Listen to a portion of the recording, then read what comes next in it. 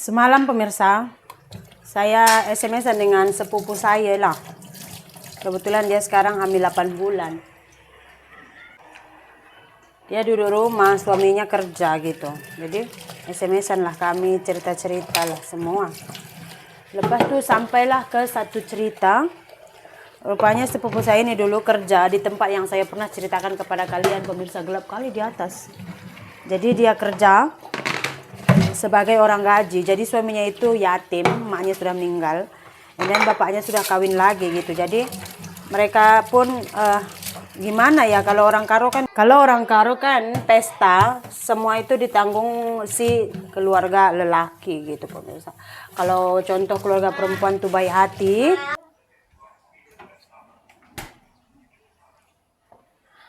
Jadi karena suaminya dia pun udah yatim piatu, udah gitu, keluarganya pun nggak terlalu peduli, jadi mereka nikah aja. Selesai menikah, sepupu saya ini tinggal di rumah makcik saya lah. Tinggal di rumah makcik saya itu, dulu saya juga pernah kerja di situ pemirsa. Jadi dia orang gaji, masak, nyuci, ngepel, semualah sama dia. Suaminya pula dia kerja di bagian kilangnya.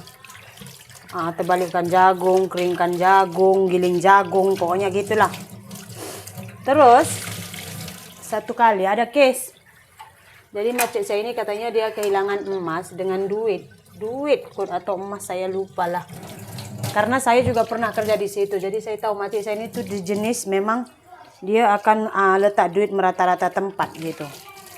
Kadang dia ingat, kadang nggak ingat, saya tak tahu lah. Mungkin dia ingat, hanya saja dia mengetes. Kadang-kadang kan orang kaya ini, kalau kita kerja di rumahnya tuh suka kali dites-tesnya kita. Saya paling tidak suka pemirsa dites-tes seperti itu. Macam hari itu kan, makcik saya di rumah saya, dia basuh kain. Lepas itu dalam poket suami saya, dia dapat duit 380.000. Dia basuh kain, saya dengan suami saya kan keluar. Jadi dia pulang gitu. Karena kita belum pulang, dia nggak pulang. Jadi pas kita udah pulang, udah ada di rumah, baru dia pulang. Dia pulang 30 menit lepas anak dia datang ke rumah. Dia kata, tadi mama nyuci baju, dia dapat di seluar abang, kak, duit berapa? Saya cakap 380. Lepas itu, oke, saya ambillah duitnya itu kan. Esoknya bibi saya datang ke rumah lagi kan.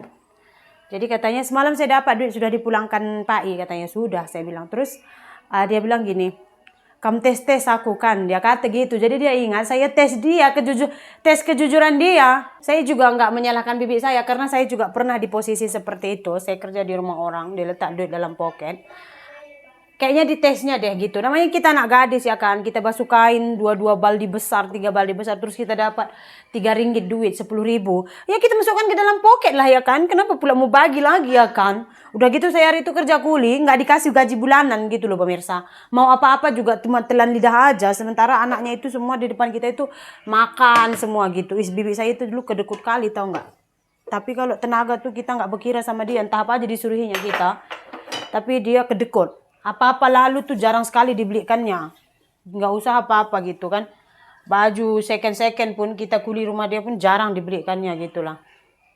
Cuman kita dulu berebut juga, sepupu saya berebut juga tinggal di rumahnya. Karena makan enak selalu, itu aja yang perbaikan gizi, itu aja pemirsa. Saya bilang sama bibi saya bukan ngetes bibi, lagian pun bukan di seluar saya pun tak tahu, saya bilang. Terus saya tanya Singgam, awak kenapa tinggalkan duit? Hah? Adakah saya tinggalkan duit? Jadi itu duit balik balance dia beli racun. Biasa dia letak dalam bag, dia lupa kalau masa itu dia pergi nggak bawa bag, jadi dia letak dalam poket. Jadi saya bilang kami nggak ngetes, memang murni kelandu lupa duit itu, saya bilang. Jadi saya bagi dia separuh pemirsa duit itu gitu. Jadi saya ambil separuh gitu. Jadi mungkin kayak gitu juga yang dialami sepupu saya ini. Bibi saya ini memang suka dia gitu loh, ngeletak-letakkan duit banyak-banyak, 5 juta, 10 juta gitu, 1.500 ringgit, 3.000 ringgit, dia letak-letak gitu aja gitu. Terus kita tuh kan masuk ke biliknya, bersihkan biliknya. Memang udah teruk dulu masa saya lah, sekarang nggak tahu dulu. Nah jadi kalau kita masuk aja ke biliknya itu memang emas dia, duit dia diletak merata-rata gitu. Ya udah kita mana mau ambil ya kan. Nah jadi hilanglah kata makcik saya ini, dia punya duit, kalau tidak duit emas. Terlalu banyak yang bagi info kepada saya, jadi saya lupa pemirsa. Lagi pun saya benar-benar seperti ini, apalagi saya pernah mengalaminya, saya tak terlalu peduli pun, tahu kalian. Jadi hilang duitnya itu, dituduhlah sepupu saya ini yang ambil duitnya itu gitu pemirsa. Apa itu dia macam mana tahu, dia tanya siapa dia tuduh itu, macam dia feeling memang sepupu saya ini yang curi dia punya duit. Lepas tuh untuk memastikan dia tanya Bomo. Oke, ya. Kita udah ke depan ini, bersihkan rumah bagian depan pula. Semalam siapa bagi itu makanan? Pati Siapa? Pati ini depan. Jadi pemirsa, karena udah dituduh dia gitu, dia dituduh lah gitu kan. Dituduh tuh semua orang dia bagi tahu. Tapi sepupu saya ini katanya nggak tahu, cuman dia juga tahu dari tuduhan orang lain ya. Tabiatnya memang seperti itu, makcik saya dulu pun seperti itu juga dia buat pemirsa. Dia bagi tahu semua orang yang saya mengambil handphone anak dia gitu. Tapi untuk saya dia tak bagi tahu gitu. Tapi orang lain semua tuh udah tahu, sedangkan kita tuh nggak tahu apa-apa gitu.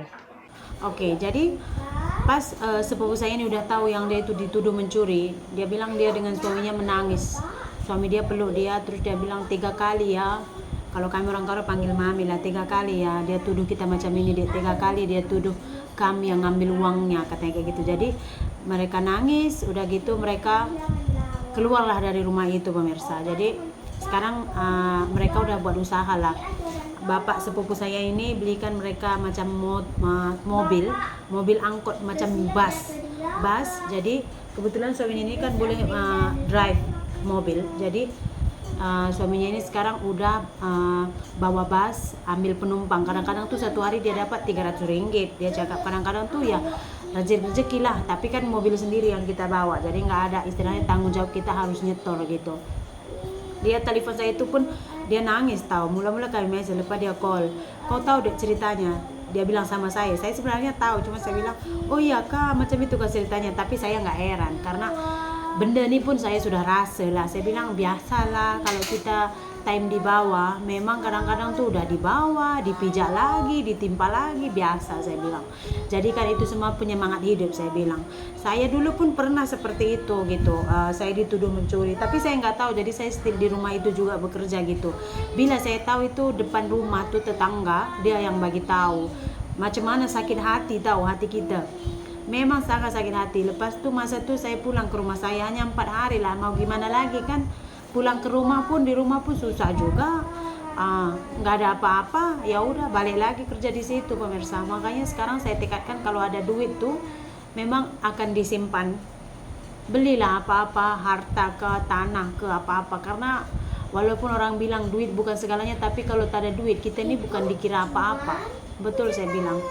Jadi kalau kita sudah ada duit, orang mendekat itu biasa. Saya aja sampai sekarang tuh walaupun pernah dibuat seperti itu, kalau berjumpa itu ya still macam biasa. Rasa sakit hati ya biasa, namanya kita anak kan. Sakit hati itu biasa. Saya orangnya nggak suka mendendam, nggak suka memendam. Cuman saya ingat gitu, saya nggak pendam, saya nggak dendam, tapi saya ingat gitu. Jadi bila saya dengar kes sepupu saya ini kan, oh ya saya pun kena seperti itu gitu. Tapi apa mau buat ya kan pemirsa.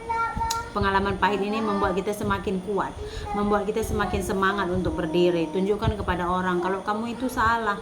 Saya kalau dituduh orang mencuri itu saya nggak akan bersikeras, bukan aku. Ya cukup saya aja diam nangis gitu. Siapa kita tahu diri kita, dan orang-orang yang dekat kita itu mereka akan tahu gitu. Macam sepupu saya ini dia dapat sokongan dari bapaknya, syukur. Kalau saya dulu ya mau tidak mau ya saya bertahan di situ karena memang saya mau kuliah. Jadi selama setahun saya itu kerjanya di sana aja gitu pemirsa. Itulah ceritanya hari ini pemirsa. Itulah kenapa selagi bisa saya memang mau mengumpulkan harta lah pemirsa. Tak kisahlah orang kata tamak ke tak, tapi kalau di kampung kami itu tak ada uang memang tak dipandang. Oke, untuk malam ini video kita sampai di sini saja. Terima kasih banyak, kita jumpa lagi di video berikutnya. Bye.